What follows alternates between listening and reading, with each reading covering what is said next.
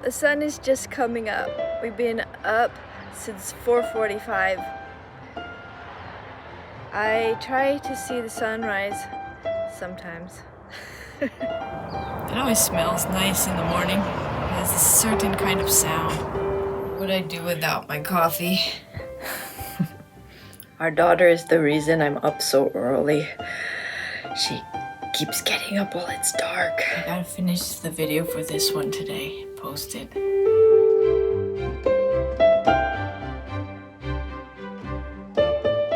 Hello, gorgeous. I'm Danielle Rosaria and I paint pictures.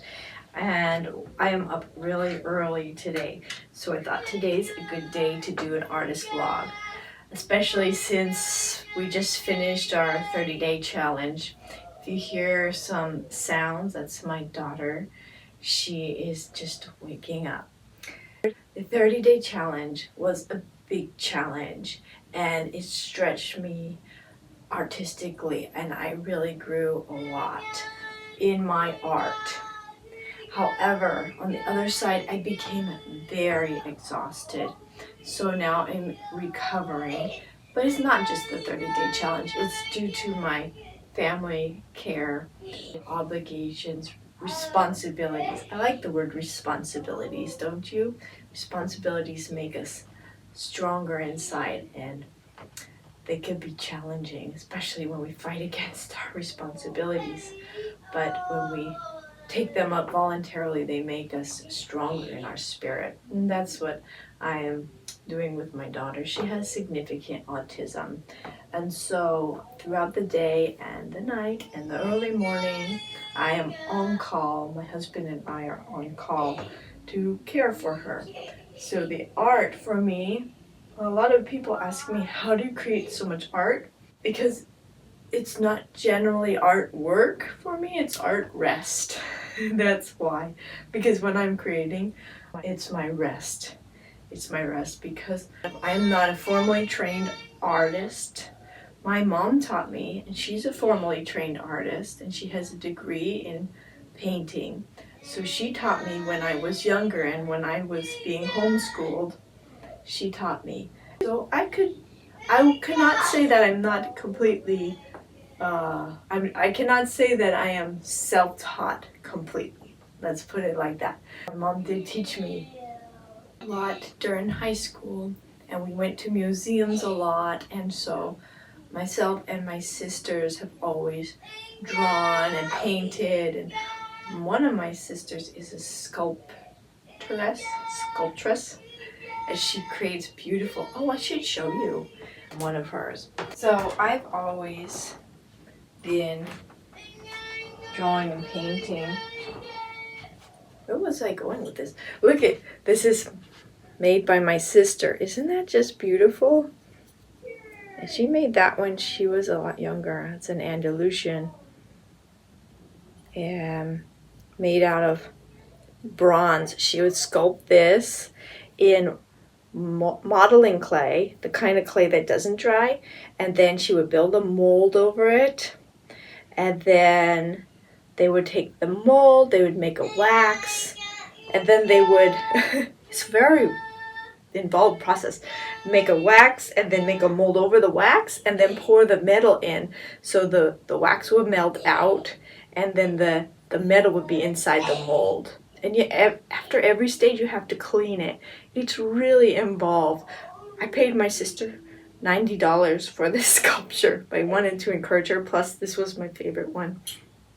I think that's just beautiful. So anyway, yeah, I come from an artistic family, but that doesn't mean someone has to come from an artistic background to be an artist, because actually I took a lot of time off from painting or drawing or anything like that. I took a lot of time off.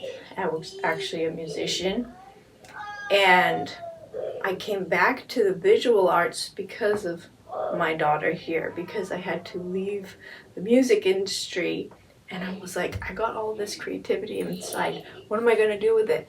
And I started from scratch. I mean, some of the stuff I did at the beginning, I actually don't have anymore because it wasn't for the product. It was to get my creative flow to come back.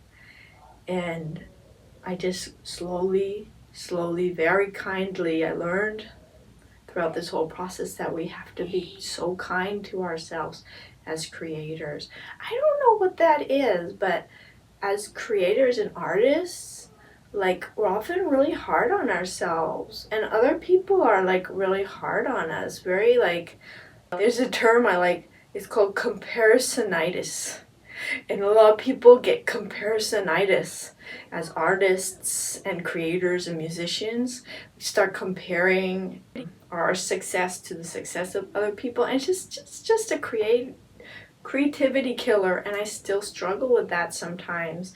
And now that I'm older, I can actually mentally detach from that and observe it and say, oh, I am letting ego get in the way of my passion. Oh, it's like the song, you trade your passion for glory.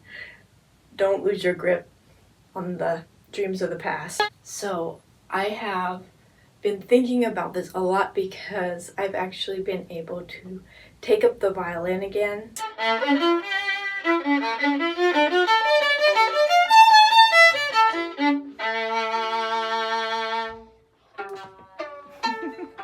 This week, because for a long time I had to take a break from that because my daughter was bothered by the sound, but now she loves it all of a sudden.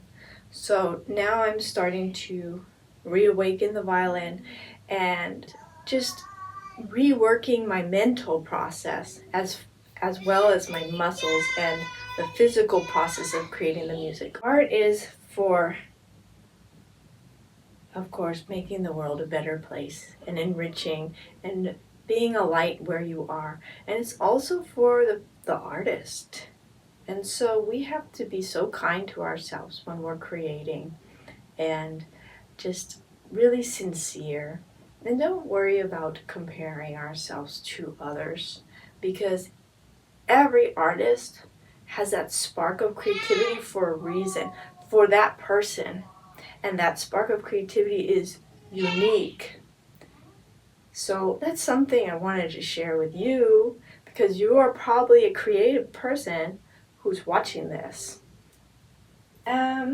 So today is starting out really early, so I'm gonna finish my portrait video, and then I'm gonna care for my daughter, drink some more coffee, enjoy some time in nature, and just start to think about what's the next artwork I'm going to create. So that's our artist vlog video for today, and I hope you enjoyed it. It's really nice talking with you. Leave me a comment if you would like. I love talking to you guys. You guys leave me some great comments, lots of encouragement, lots of wonderful, kind people on here. So thank you for your kindness, your goodness, and stay creative, my friend.